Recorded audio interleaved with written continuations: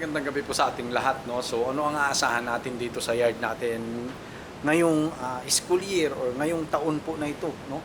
Bago matapos ang year 2026. Siyempre, quail breeding and propagation pa rin po, no? Paparami tayo ng mga pugo dito, no? Para at least lumawak yung market natin. At alam ko naman kung kailan po titigil na, oy, sobrang rami na to, may 500 eggs or 1,000 eggs a day na ako na collection. Stop muna. Gano'n lang po. No? Stop breeding tayo.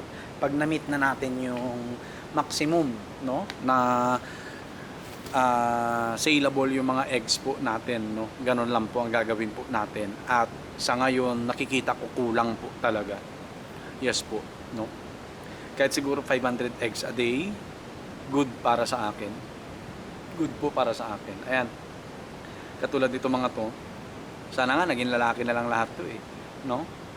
Para at least makapag-produce tayo ng maraming breeding pairs, no? So ang gagawin po natin 3:1, no? 3:9 pala, no? 3 roosters sa 9 hens, no? Dito po sa apat na scratch pen natin. Ayan, no?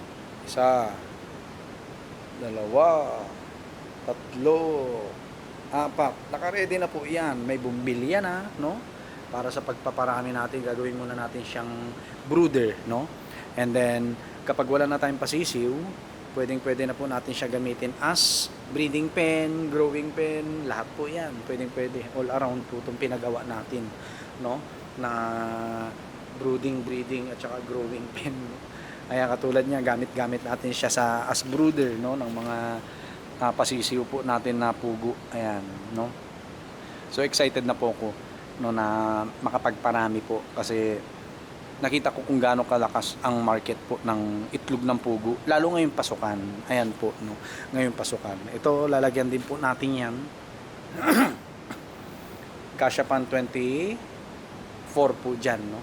Dalawa po yan na kwarto, tag 12 na mga breeders natin, quail breeders, pwede pa po, no? At walang kaso, para at least makontrol na natin kung kailan tayo magbe-breed, kailan tayo magpapapisa, no? Para at least okay na po yung flock natin dito, no? At hahanapan ko na lang po ng additional na mga lalaki to, no? Additional na mga lalaki na galing po sa ibang breeders din, kung meron man, comment kayo sa baba, no, para at least makakuha tayo. So Zambales po ang area ko, no, Castilleos, Zambales, yan, no, at para at least makakuha tayo at saka malaman po natin kung may mga nagbebenta ng mga lalaki na pugo. Ang alam ko po meron kasi noong panahon high school yata ako, no, college, may mga nagbebenta po, no, ng pugo sa daan, yung parang puro mga lalaki yata, no, at pangkatay nga lang, wala naman na po ngayon, no? Napaka-strict na nila pagdating sa ganito, no, pagbebenta ng mga tawag dito ng mga day old chick, no? Napaka-strict na po. So tayo na lang mismo ang magpaparami. Ayan, mag-i-start na tayo dito sa mga to, no? At para at least by next year may ayos na po natin yung breeding program po natin, no? So ganito po 'yan, tara, sulat natin. Yung breeding plan ko po, no? Buburahin din naman natin 'to no? So mag-umpisa tayo sa breeding, no? Sa May, no? Magi-start tayo. Okay? May. Ayan, May, magbi-breed tayo, no? Ayan. Pagdating po ng June, July, nag-iitlog na po yan, no? So, magbi-breed tayo ng mga layers natin at saka mga future breeders po natin, no? Then, last week ng March,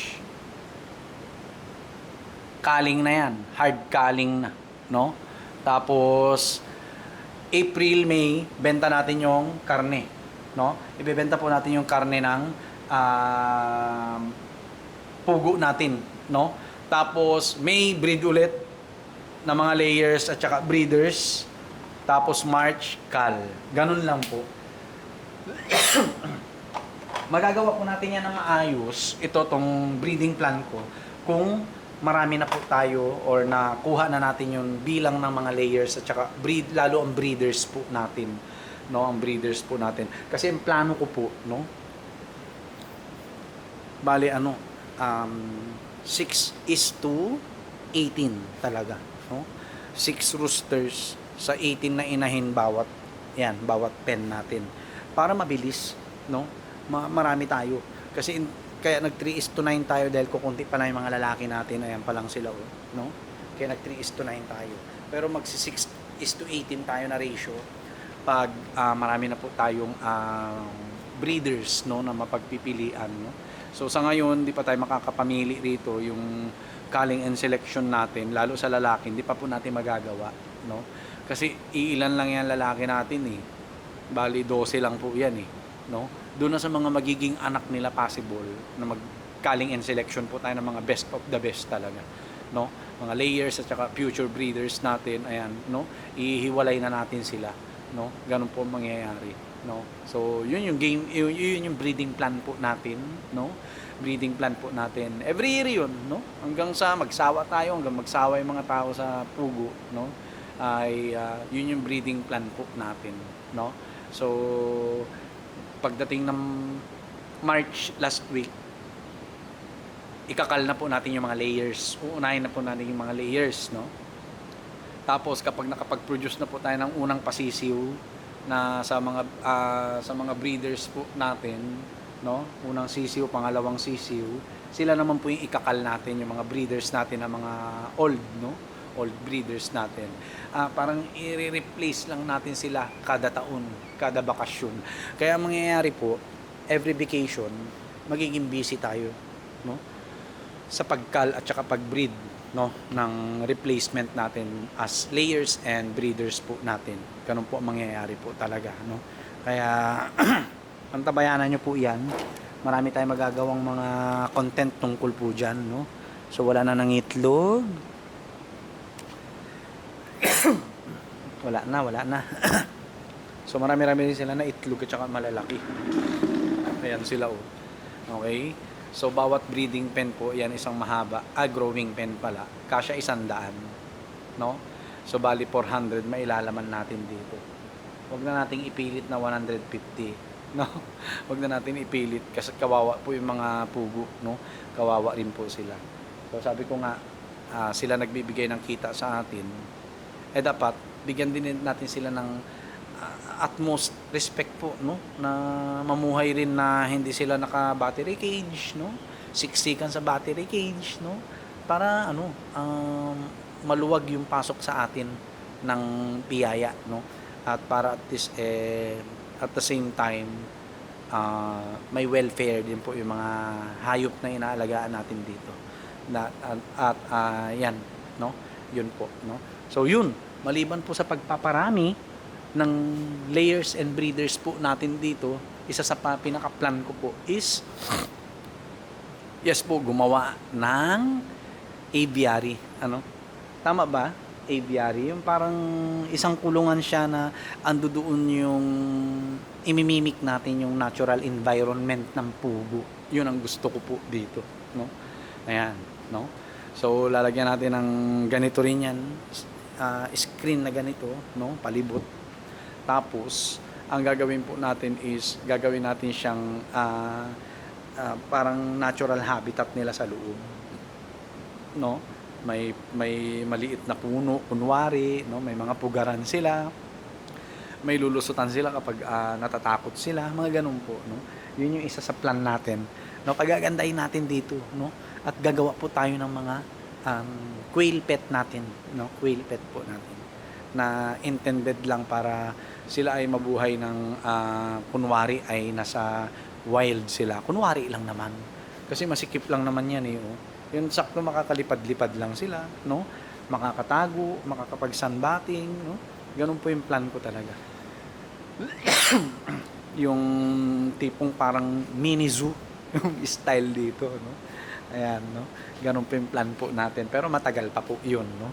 Sa ngayon po, talaga nasa breeding and propagation po tayo, no. Kasi ang hinahanap po natin dito is kita po, no. Ayoko nang bumalik sa dati na hirap na hirap tayo sa pera, no. ang inaasahan ko lang noon 15:30, sagad na sagad pa yung sahod ko, no?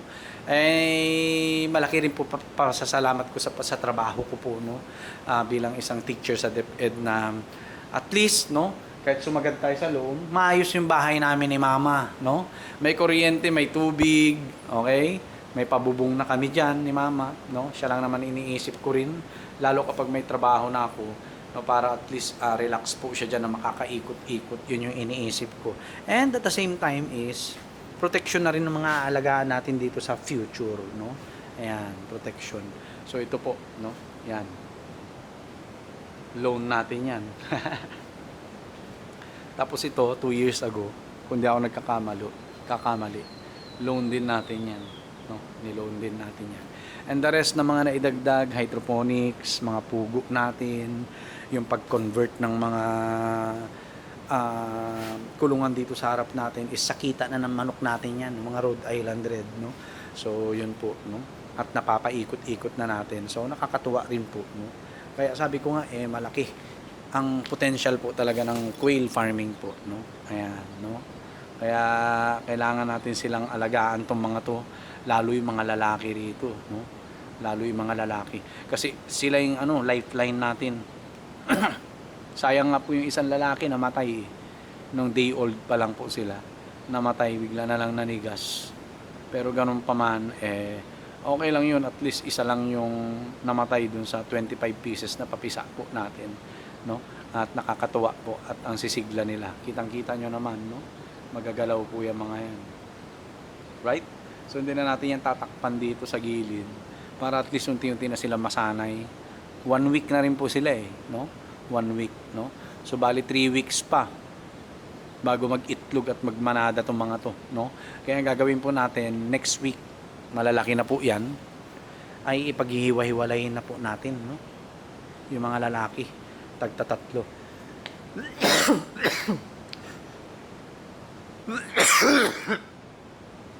Tagtatatlo po, no? Tapos tagsasyam na babae, no? Ganun po ang gagawin po natin. Alright? So, kasi kaya iniisip ko po yan na unahin yung mga breeders natin. Dahil meron tayong breeding plan. Ito po yun. Ito yung breeding plan natin. Ngayon, magiging smooth ang culling, selection, and breeding po natin kung kumpleto po ang ating quail breeders. Yan po ang bubuhay ng puguan po natin sa mga susunod pang taon, no? Mabuti na lang inclined po ako sa breeding, no? Hindi yung bibili ng RTL pag naka 8 to 12 months na at mababa na yung production, ikakal, tapos bibili na naman, tapos pag mababa na naman yung production ng 8 to 12 months, kakal na naman, tapos bibili ulit, bili, kal. Akin hindi po, no? Isang beses lang ako bibili, no? At ibibreed na po natin sila. Yun po yun, no? Yun po yun. At para at least control natin, nakokontrol natin kung kailan tayo magbe-breed, nakokontrol natin kung kailan tayo magkakal, nakokontrol natin kung magbebenta tayo ng meat, nakokontrol natin kung magbebenta tayo ng day old chick, ng RTL, RTB, makokontrol natin po ang production po natin. Yun po yun. Unlike kapag bibili tayo ng RTL, RTB, minimum 500 heads ngayon. Yes po, baka tumaas pa yan this year, no? Minimum 1,000 heads, ganyan. Okay? And that, yung 500 heads po na yun, 18,000 yun. Paano kung kailangan mo lang is 250 heads? 300 heads? Kasi yung sinusupply mo sa palengke lang. Sakto na yung 300 eggs a day, no? Na production mo. Wala na. Di ba? Gumastos ka na. Problema mo pa kung saan mo ilalagay yung addition na sobra na itlog mo, kung saan mo itatapon, no? At least kapag tayo nagbe-breed, makokontrol po natin yung dami, yung bilang po ng quail natin dito, layers and breeders. So yun lang po. God bless po sa ating lahat. Peace!